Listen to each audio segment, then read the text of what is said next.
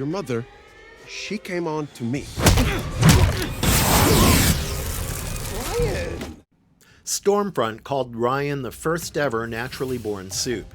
Grace Mallory couldn't stop reminding us and Billy Butcher just how special the kid was. Naturally, it's beyond an ounce of doubt that Ryan Butcher, the illegitimate son of Homelander and Becca, and a product of is actually a pretty interesting Supe. Because Compound V was never injected in him, Ryan's body functions very differently from that of other Supes. Be it his aging or the functioning of his tissues and cells, everything about Ryan is unique. So much so that he may even be stronger than his biological father, and he may even be immune to the effects of the Supe virus that Samir created, which is something I'll discuss at the end. So in this video, I'm going to explore the 9 craziest psychological facts about Ryan Butcher, Homelander's son. Let's begin, shall we? He's mine.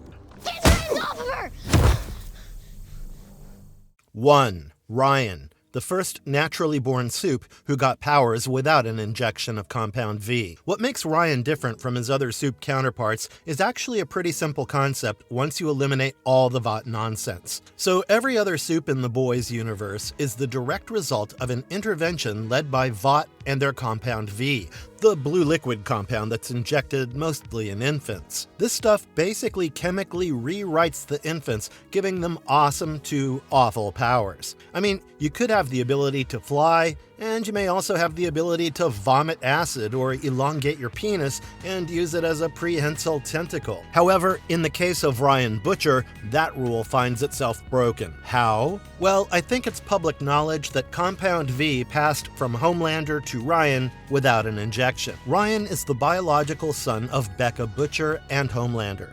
So while the mother was a great human being and a loving wife and mother, the father was the most vile, self-centered, selfish man-child ever, and one of the strongest Supes ever. Now, as an infant, Homelander was injected with Compound V, and as he grew up to become an adult, it was no longer merely a substance in his bloodstream. The stuff had practically rewritten his DNA entirely, including his reproductive cells. Are you getting it yet? Homelander's sperm cells themselves transformed or mutated because of the V. And once a change reaches a man's sperm or a woman's egg cells, the entire biology of the offspring is bound to change. Germline variants, aka the genetic material contained within sperm and eggs, pass from parents to offspring, while other lifetime changes do not. That's how Ryan became the first ever natural-born Supe. He is the first clear case where Compound V transforms from a medical procedure or liquid that's injected to a trait that's inherited. But no, it's not really Compound V that's in Ryan's system anymore, it's actually Homelander's altered genetic material. In other words, Ryan is a regular superhero you see in DC or Marvel, and not a cooked-up lab rat. A decent analogy would be retroviral insertion. See, retroviruses work by inserting genetic material into host DNA, which is exactly why they became such a big model for thinking about durable genetic change. I'm not saying Compound V is literally a retrovirus. I am saying that the inherent logic of the V tracks in a similar way as a retrovirus. So once the code is in the genome at the germline level, the next generation can receive it without a needle. So instead of getting his powers as an add-on after birth, Ryan's powers were a part of him from the moment he was conceived. From the moment Homelander's sperm fused with Becca's ovum to create the first superzygote, if you will, which then grew into a fetus, and ultimately, Ryan was born. Naturally, his organs, nervous system, healing, growth, and sensory development would all be built in the context of Supe biology rather than forced to adapt to it afterward. So instead of being a modified human, Ryan Butcher is the first inherited branch of the Supe tree. One more thing I'd like to point out here is that Ryan probably is not a full copy of Homelander in the biological sense. He has a blended genome from Homelander and Becca, so what he carries within his DNA is more likely a hybrid version of that altered code rather than some perfect carbon print. But you know what? This whole discussion has actually created more possibilities for the show and its future. See, once V becomes inheritable, Vought is no longer manufacturing Supes like it traditionally did. Instead, Vought accidentally opened the door to a Supe bloodline. Secondly, since there's no Compound V in his system, Do you think the Supe virus will work on Ryan? Well, more on that later.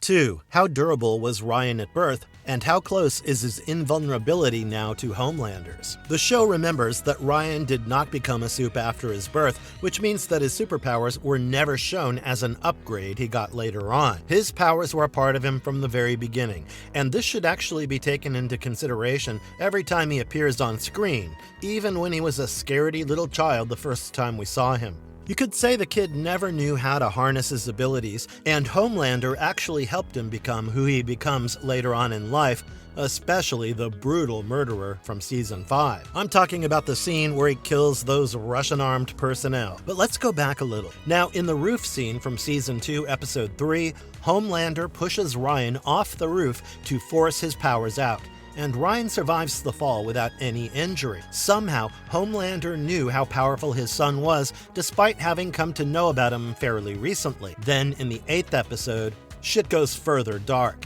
During the Stormfront fight, Ryan uses his heat vision for the first time, the one that kills Becca by accident and leaves Stormfront horribly burned. However, Ryan himself remains physically fine after using his heat vision, although he gets totally messed up psychologically, but that's a story for another time. So even as a child, his body could both generate and withstand a brutal level of force. In other words, he was never soft like us mere mortals, and Ryan's skin, his tissue and bones, everything operates on a tougher baseline than ours. But of course, he is not invulnerable. In the 3rd season finale, Soldier Boy hurls Ryan aside during the final fight, and Ryan does actually get hurt, although he survives brutal contact from one of the most dangerous beings in the series. Later in the 5th season, Homelander beats Ryan to a pulp, like multiple full-fledged blows and all, and yet, when Butcher finds Ryan, he was still breathing. This goes on to say that extreme physical force from the likes of Homelander and Soldier Boy may hurt Ryan and might even kill him. But the same goes for Homelander himself. I mean, just before he beat Ryan, Ryan also made Homelander bleed, which is what pissed Homelander off in the first place. All in all, I'd say the two of them are physically pretty close to each other. In fact, Ryan might be stronger than Homelander, given he is a naturally born Supe with his dad's abilities. But yeah, Homelander is superior in terms of control and fighting skills. Given his experience as a Supe, he can do far more reps under pressure. Having said that, there are chances that Ryan learns to harness his abilities better as the show proceeds and becomes the one to kill his dad. Maybe Ryan would become the Brutus to Homelander's Caesar. What do you think? I'm sorry. No one can know I was here. 3. How does Ryan's body generate and fire heat vision, and what is actually happening at a cellular level? I'm not sure how exactly Homelander managed to manifest his heat vision in the first place, but I do know that his son's heat vision first came to light under a situation of extreme stress, or shall I say duress. Ryan's first major use of heat vision in Season 2 came into being in a deeply emotional state, which ultimately led to a catastrophic situation. In there, Butcher and Becca were trying to flee in an attempt to protect Ryan. However, Stormfront intercepts them. When the racist Supe tries to call Ryan, Becca injures Stormfront's eye, and the Supe prepares to strangle Becca. Ryan pleads with Stormfront to let his mother go, but to no avail. And in the end, Ryan just automatically uses his laser vision to turn 3 of Stormfront's limbs into an overcooked plate of kebab. But anyway, I'm not here to list all the instances he used his vision. The question is, what's probably happening at the cellular level? My best evidence-based inference is that Ryan's cells store and convert energy in a way human cells simply cannot, and his eyes act as specialized emitters that focus that output into a beam. Human eyes, optic nerves, blood vessels, and facial tissue would burn apart under that kind of thermal or electromagnetic release. Ryan's do not, which means the structures around his eyes must be fundamentally non-human in durability and function. Furthermore, his nervous system likely works as the regulator. Early on, strong emotion floods the circuit and the beam erupts. Later, his brain starts to manage aim, timing, and intensity with more precision. And you know what? If Ryan chooses to take the route of his fathers, he would be unstoppable. Because Homelander is an unfinished superweapon at best, but Ryan is a complete weapon, and he's still learning how to better himself. 4. How enhanced are Ryan's senses, and what does that mean for his brain and perception of the world? You may have heard of supes or superheroes with great hearing abilities and a superior sense of smell, say Wolverine for instance. However, much like the more godlike superpowered beings, Ryan Butcher is a scanner in himself and can detect more than you can imagine. In Season 3, he tells Butcher that his blood, quote-unquote, smells funny after Butcher used Temp V. You see, this was not Ryan trying to notice fear or an elevated blood pressure. He could literally smell Butcher's blood, and Ryan was educated enough that he could have probably named the levels of compounds and elements in Butcher's blood. I mean, even folks like Homelander were surprised when Butcher first showed them what he could do. All of this basically suggests that Ryan can detect a chemical change inside someone's body. Later in Season 4, when Butcher and Grace try to speak quietly around him, Ryan calls out that Butcher's heart is pounding. That pushes his hearing range to elevate to an absurd degree. Furthermore, he pairs that with X-ray vision well enough to assess physical barriers, like 6 feet thick walls. Now, what does that mean for his brain and his day-to-day life? Probably constant pressure. A human brain filters noise because it has to. Ryan's brain has to do that job as well, but with Ryan, there's a lot more sound, too many smells in the vicinity, and a hell of a lot more visual data. And all of this is targeted at Ryan at once, all the time. You could actually think of that scene from Henry Cavill's Superman movie where a young Clark Kent gets overwhelmed by his senses and it takes Martha Kent to calm him down. She asks him to focus. And that's probably how our guy also learned to shut out unnecessary data overload and focus on what was important. Or else, sensory overload is a very real possibility, and it also helps explain why his life with Becca was so controlled and isolated. She was not only hiding him from Homelander. Looking at his powers, she may have also been protecting him from a world that would hit him too hard, too fast. And of course, constantly. So while Ryan may be powerful, sensory overload can still be a weakness for him. I mean, you subject him to a lot of sound waves of high frequency at once, and you might find him down. 5. How does Ryan's nervous system handle multiple abilities at once without overloading? What made Ryan so dangerous under stress, at least initially, was that his powers were largely uncontrolled and didn't manifest because of a calm or conscious decision. I mean, he killed 2 women that way. First his mother, and then Grace Mallory. So biologically speaking, you could very much compare this with the human fight or flight response. In normal people, the autonomic nervous system reacts before the thoughtful part of the brain catches up to it. How do we know stories about mothers who lift cars to protect their babies? Or how do you explain a panic attack, which is basically a false alarm where the body reacts as if it's in mortal danger, often without an immediate threat? In these cases, our heart rate increases profoundly, pumping more blood into muscles and thereby pumping more energy, so our muscles become more tense and senses become extremely sharp. It all works for Ryan in a similar fashion, except his emergency response comes with heat vision and super strength. In other words, his body appears to see any form of danger to him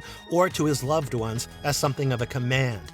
A command to arm weapons and fire them without thinking. It's all automatic for him, like a knee-jerk reaction.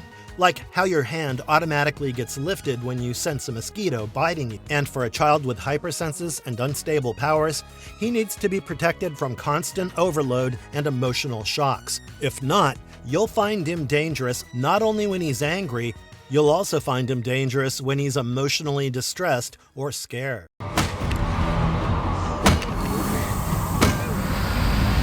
6. Does Ryan need Compound V to maintain his powers, or is his biology now completely self-sustaining? Once again, this question arises in the first place because of how Ryan was conceived and how he got his powers. As established beyond any doubt, he was never ever given even a single drop of V. This means that his body was never dependent on it, and did thrive without it. So, does Ryan need Compound V to keep those powers active? Based on everything the series has shown us, I don't feel any external dose of Compound V is necessary. I mean, when it comes to him, it's all hereditary and genetic in nature.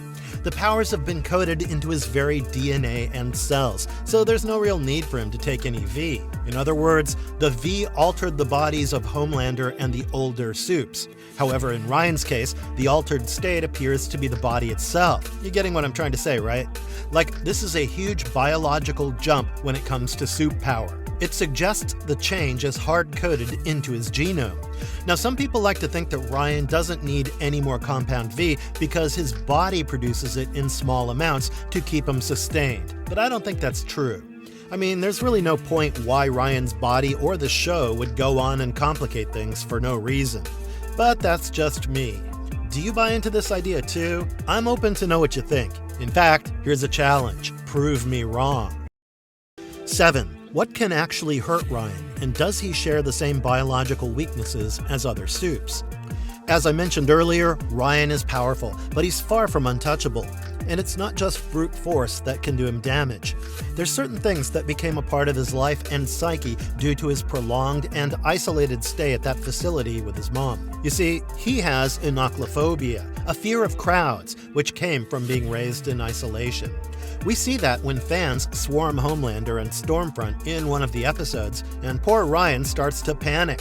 Having said that, he does manage to control this fear of crowds, as was proven from the Homelander rally he attended, but it doesn't necessarily mean that Ryan's inoculophobia is totally fixed. I mean, you know Pedro Pascal, right?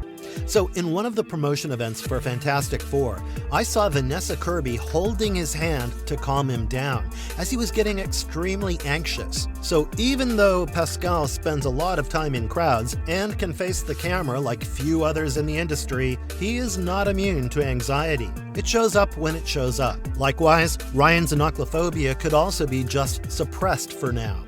Furthermore, Ryan's lack of control over himself is one of his biggest weaknesses. He was still a prepubescent child and is a teen in Season 5, and Becca kept his powers out of focus for most of his life, so his command over them is poor. Apart from Becca and Mallory, he also kills Coy during a staged robbery. Although it was unintentional, he did kill someone. So yes, Ryan has power, but he's not really precise with it. Later, Becca's death, which was a thing of his own doing, led to profound guilt for Ryan, and he developed nightmares where he would see Homelander destroying everything and killing Ryan as well.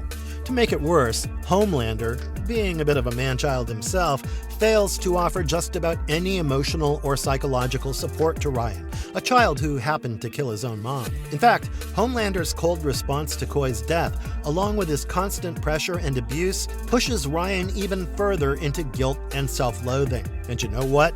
The effect of all this actually starts to show in Ryan in Season 5, especially during his time in Russia. Anyway, I won't again get into his weakness toward brute force from equally powerful men and women like Homelander or Soldier Boy, but I think someone like Queen Maeve may also be able to do some real damage to Ryan, and that arises from his simplest weakness of all, his inability to fight, his lack of skills. Ryan relies on heat vision and brute force. Even though he's strong enough to hurt Homelander, and may even have heat vision stronger than his father's, Homelander can still restrain him once he decides he's had enough. So it seems there's still a long way for this kid to go. 8. Will Ryan age like a normal human, or does his Supe biology alter his lifespan and development? So, to be very honest, no one really knows for sure if Ryan will be an immortal or have super slow aging, like in the case of Soldier Boy, who was born in 1919 and joined the Army in 1944, the Second World War, and received V1, the strongest and purest dose of compound V, which is how he basically stopped aging. Homelander keeps on aging, as confirmed once again in the 5th season, when Soldier Boy talks about his silver white pubes. But Ryan is not a product of compound V or V1, which makes the whole slow aging thing debatable. Anywho, Ryan's body is definitely not human-like. It's an upgraded version. But from what we've seen across the 5 seasons of the Boys series, he has aged like a normal human kid. Like, you can see that in every consecutive season, he looks older. One could argue that after he reaches a certain age or experience, he would stop aging any longer, but what would that age be, and what would that experience be? It's not like he's an immortal from Highlander, where people stop aging after coming back to life from their first death, right? And secondly, the series already hints that Supe biology may alter the normal human lifespan rather than elongate it forever. Ryan, because he was born with powers instead of receiving Compound V by injection, may be an even more extreme case of that altered development. That's still an inference though, not a certainty. But then again, puberty may still be an interesting factor. You see, Ryan's problem so far has not been lack of power, it's been lack of control. His heat vision came out under stress, and several of his worst moments happened because of brute force without any degree of precision. So puberty may not activate his powers as much as amplify them, spike them, or force them into a more stable form over time. Meanwhile, his healing factor suggests stronger disease resistance and recovery than a regular human. But again, not nigh invulnerability. It is possible that after Ryan moves out of puberty and becomes an adult, his aging recedes to negligible levels and he becomes invincible. And speaking of invincibility, 9. Could the Supe virus kill Ryan? It was initially believed, especially in Season 4, Episode 6, that the Supe virus, if it became airborne, could kill Ryan. However, later in the 5th season, Samir explains that the virus only targets Compound V molecules in the body. And guess what? Ryan doesn't have any, at least in all likelihood. I for one think that Ryan is immune to the virus, but no one in the boys or Gen V has tested it on him yet. And the series has not yet said that natural-born Supes are either immune or extra vulnerable. So yeah, that was all in this one. I hope you liked it, and if you did, please consider hitting the like and subscribe buttons. Those 2 small clicks from you will help us tremendously in bringing you more of these awesome deep dive videos on the boys and other such IPs.